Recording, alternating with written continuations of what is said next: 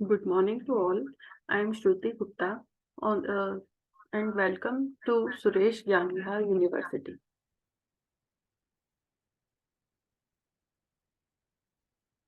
Today we are going to take class for system concepts, elements and types of systems and concept of information system. ठीक है, तो अच्छा चलो, इससे पहले कोई भी टॉपिक स्टार्ट करने से पहले हम ये देख लेते हैं कि हम लोग क्या पढ़ने वाले हैं। ठीक है, तो we are going to study software engineering. Software engineering में क्या होगा?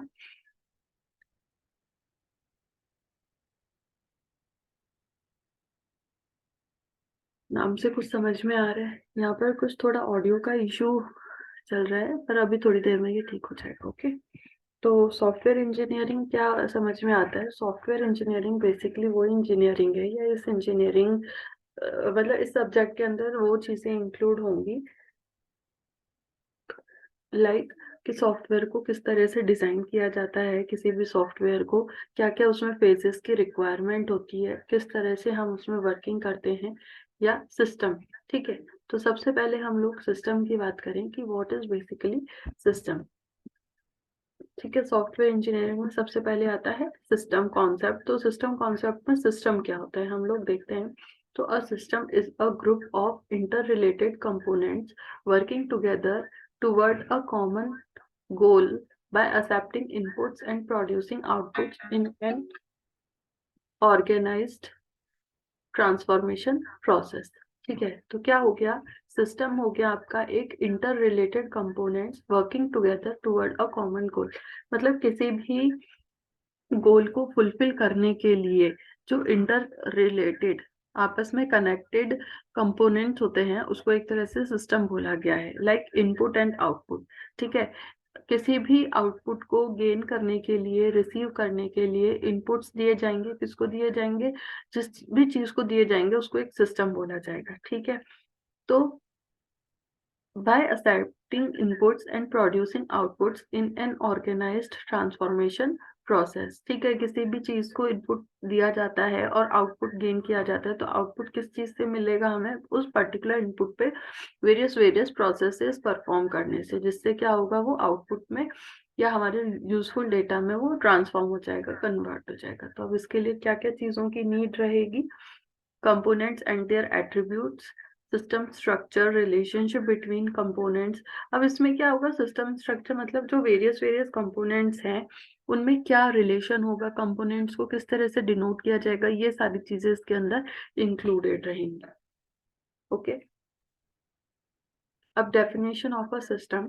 The term system may be defined as an orderly arrangement of a set of interrelated and interdependent elements that operate collectively to accomplish some common purpose or goal।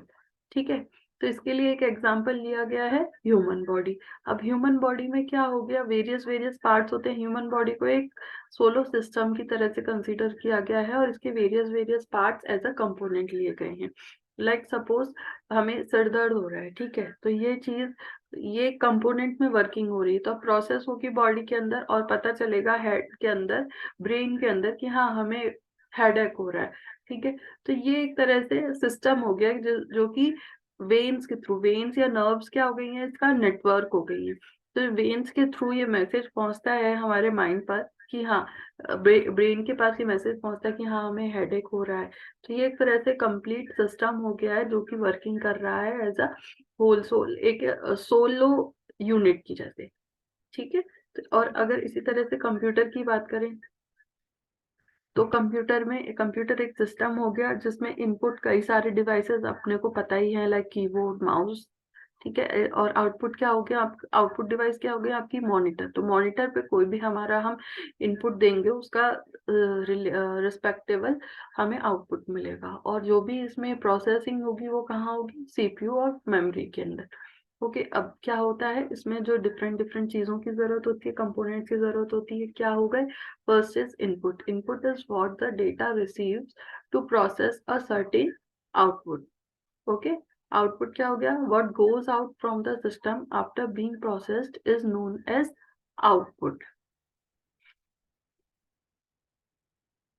Next is processing. The process involved to transform input into output is known as processing. इनको समझाने की ऐसा इतनी need नहीं होगी, लेकिन आप पहले इसकी डेफिनेशन को नोट डाउन कर लीजिए कि बेसिकली व्हाट इज सिस्टम। तो आप एक बार इसकी डेफिनेशन नोट कर लीजिए, फिर उसके बाद हम आगे एलिमेंट्स पर चलते हैं इसके।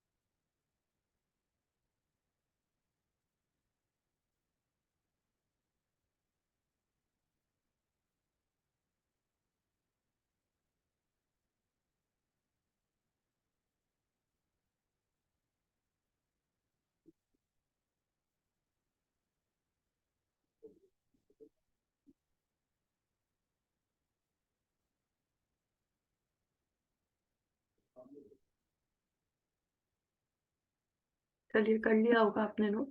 ठीक है। अब आगे चलते हैं elements.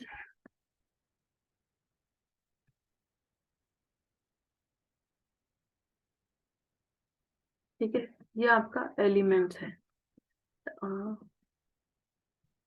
Elements of system. Okay. तो अब ये भी हेडिंग डालिए, elements of the system. There are various elements for any system. First is input.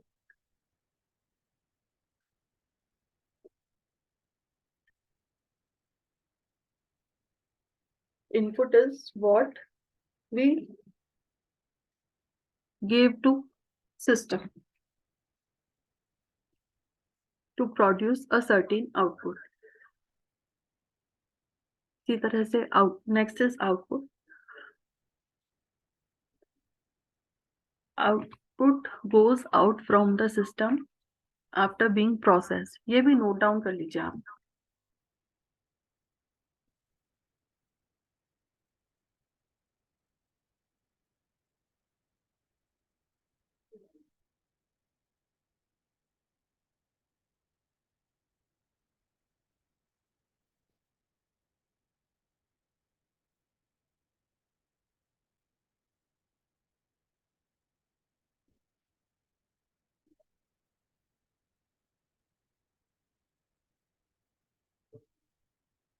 कर लिया होगा सभी ने होपफुली।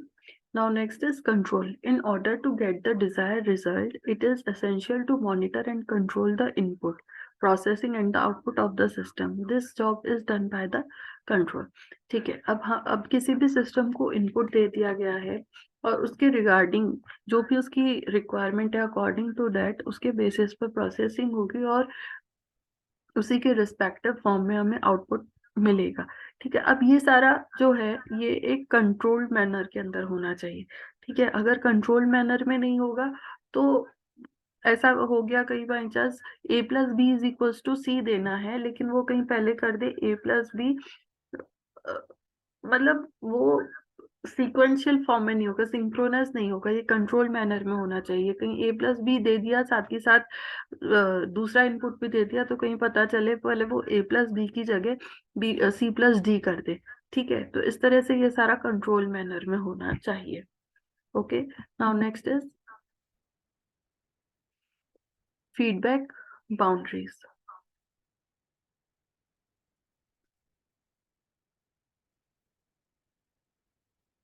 नोट कर लीजिए एक बार पहले इसको।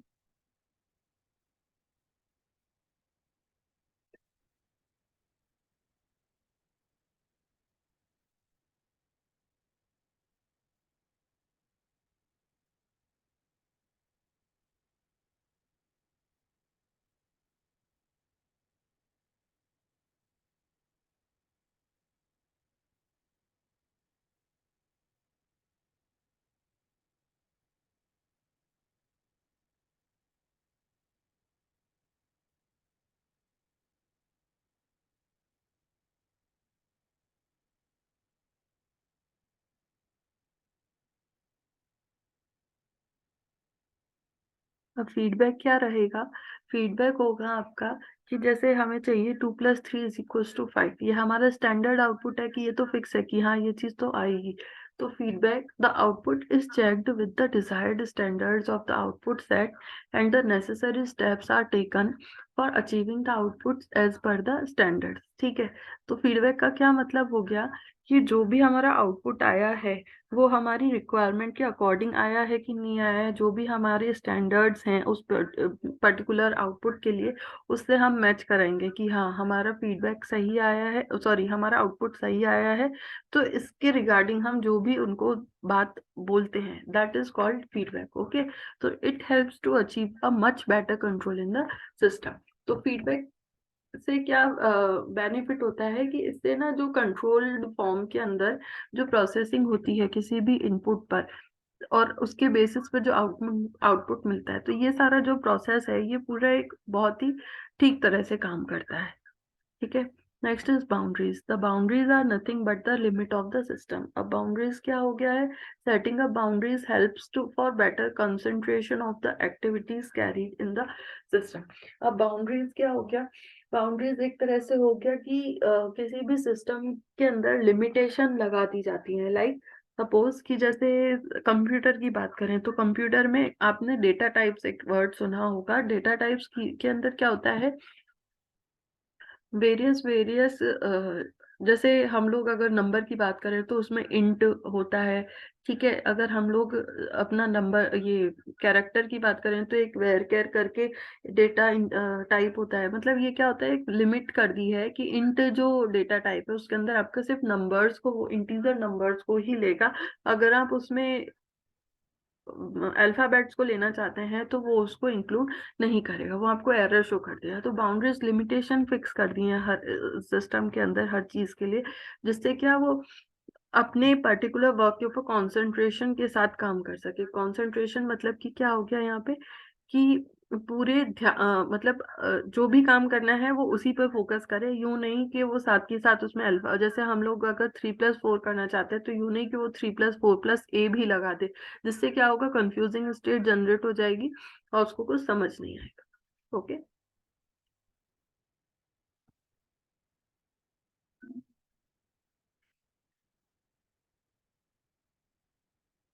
वैसे तो हम ये पढ़ चुके हैं पर आप एक बार नोट कर लीजिए, हम पहले लिखना रह गया था हमारा।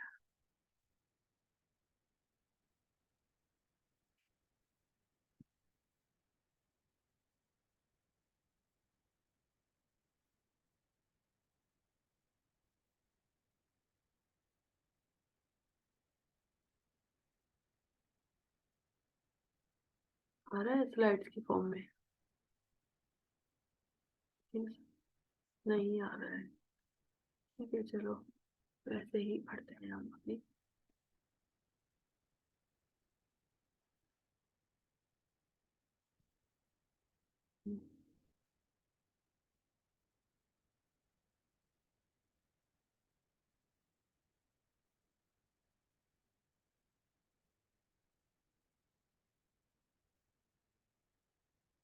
लिख लिया होगा।